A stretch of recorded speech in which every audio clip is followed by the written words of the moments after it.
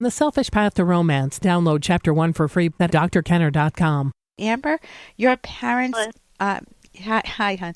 Your parents abandoned you? My father left me when I was 7. Okay, sorry to hear that. Yeah, and mom?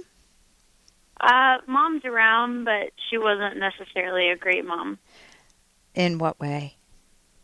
I mean, she didn't really take responsibility of my life. I felt like, and I try to look at a different perspective that maybe she had a lot of responsibility on her and she didn't really know what she was doing. I was a first child, but at the same time, it's like she never pushed me to get my license. She never pushed me to go to college. She kind of just let me do whatever I wanted to do. And as a teenager, you want to do whatever you want to do. Right. You have to have that parental thing being like, this isn't what you want to do because I know better and you should be doing this. And I never got that from her. So most kids complain about that, right? My mother, she won't let me go out, or she's got a curfew or whatever. And they don't know that that's showing some level of caring. That's showing that I value you, I care about you, I'm tuned into you, I'm aware that you're going out tonight, I'm worried because you're with a group of kids that I'm not that comfortable with. And with you, your mom was so hands off that it felt like you were invisible, like it didn't matter, like you didn't matter.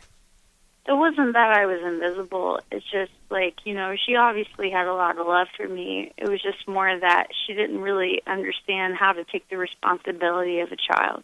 Okay, And how so you're to saying necessarily make them grow into a better person.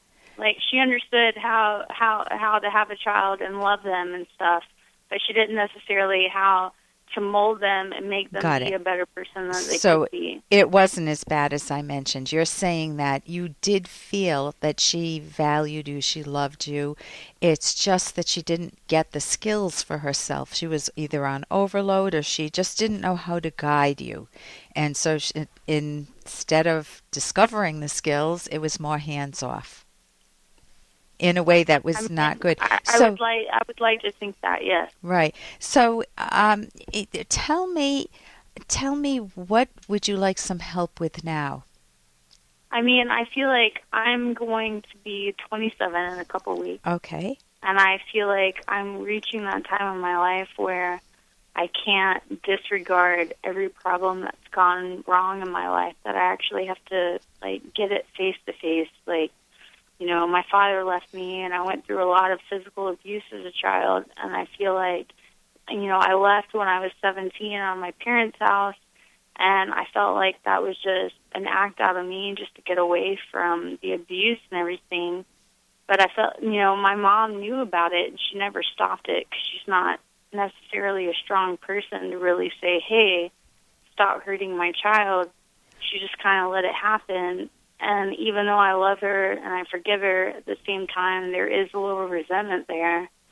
Okay. And, when I tried to get my license today, there's all this stuff that I have to do, but I feel like this is something I should have done 10 years ago because I should have had the parental support to get a license and to have that independence and do something with my life, and I never got that support from my parents. So what I'm hearing is that you did not have a very warm, nurturing life. Who was abusing you if Dad left it when you were 7? It's a really weird situation. My mom met my stepdad, and, they did their thing, but my stepdad was involved with this woman named Joan, who was the mother of his best friend. And the best friend died of cancer. But then Joan kind of just continued to stay with him. And then when I grew up, when my mom married my stepdad, she just kind of put herself into the family because she was there. And she was the one that actually, did the physical. I mean, I remember going to elementary school and having teachers ask me if I needed to talk about anything that went on at home, because I would show up in school in bruises. But it's not necessarily, when you're 12 years old, right. What are you going to say? Right, or right. 11 years old, it's just... It can be scary because you can open up a can of worms. What will happen to you? And that woman still lives with my parents. Yeah. So it's very hard for me to, go back on holidays like Christmas or Thanksgiving because she's still there.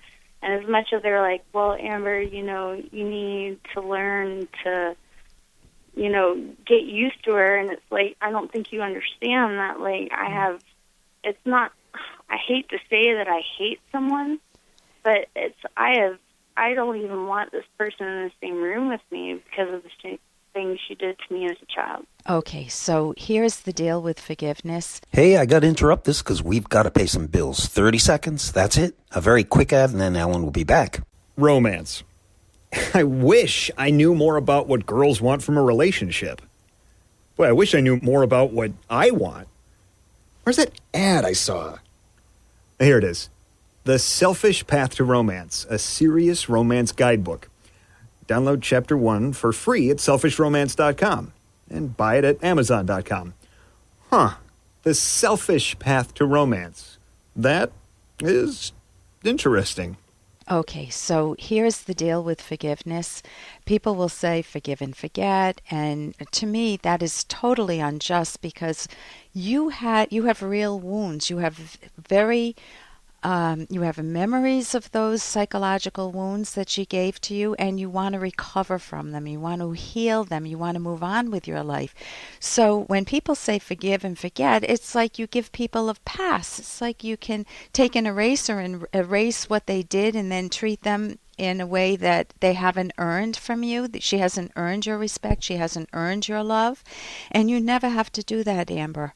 Never. I know, and I've talked to my mom, and I was like, the last time I talked to her, I was like, if you want things to be right, I need that person to apologize to my family and my grandparents for the things that she did to me growing up. Yeah. They didn't know about it, and they just recently found out about it. So it's like, I want her, if she can apologize to my family, there might be a chance for forgiveness. And apologies are very specific. People can have cheap apologies. I'm sorry for whatever I did, Amber. Done. Or I'm sorry if I made you feel unhappy. That's not an apology. A real heartfelt apology is really facing themselves like you're saying you're coming face to face with yourself and you're wanting a better life. You're at the age of 27, you want a license, and I give you I'm sitting here cheering for you. Kudos to you, because that is great. That's the best. Yeah, I want to move on. I want to be a That's better exactly right. Be an adult. And you have a right to feel resentment toward your mom, but you don't want to swim in resentment because then it robs you of your life. So you want to you want to own your own life. You want to be aware that you've been through difficult times. You want to have empathy for yourself. But you're not going to change your parents. I mean, you can talk with them, but I don't want to blame it on my mom. But I just really want people this can person get to apologize to my family for the things she did to me that was out of my family's control. And I wouldn't hang around waiting for an apology because I don't even know if I would believe in apology from that type of a woman. And sometimes, believe it or not, I've worked with a lot of abused children, I mean, even real young ones, 2.5 years old, and many times they are more angry with the healthier parent who could have protected them than they are toward the perpetrator, the person that was abusive. And it's like, why didn't you do something? Now, I'm not saying that. I'm saying if you have any of those feelings, it's normal. So don't beat up on yourself, and you still can love the aspects of your mom that you love and maybe meet her outside of the house and keep it limited to what you're at home with. You set the terms, and then the biggest piece is to come face to face with what are your dreams, what are your hopes, what are your desires, what would it mean to you to get a license, and pursue those for yourself, because nobody can take that away from you, Amber. And I Nobody. understand that, but also, like, as a woman, you want to create a family, but I feel like at the same time, I can think of it psychologically because my father left me as a child. I obviously have daddy issues. Right. I've obviously been attracted to men that are like twice my age. So here, and I feel the need to change them. You know what? I can talk with you after the break. What I recommend is the book I wrote with Dr. Locke, which is The Selfish Path to Romance. For more Dr. Kenner podcast, go to drkenner.com and please listen to this ad. Here's an excerpt from The Selfish Path to Romance, the Serious Romance Guidebook by clinical psychologist Dr. Ellen Kenner and co-author Dr. Edwin Locke. Having sex out of self-sacrificial duty when you're tired is guaranteed to take the joy out of sex. At the same time, letting intimacy fade away due to fatigue can undermine a relationship. Partners sometimes allow their work to take over their lives, forgetting that they will have no energy for affection or lovemaking at the end of a long day. Sex is too important a pleasure and too crucial for promoting intimacy to be put on the back burner. If you show indifference to your partner's sexual pleasure, you are showing indifference to your partner. If either of you suffers from fatigue, discuss ways to ease the burden. You can download Chapter 1 for free by going to drkenner.com. And you can buy The Selfish Path to Romance at amazon.com.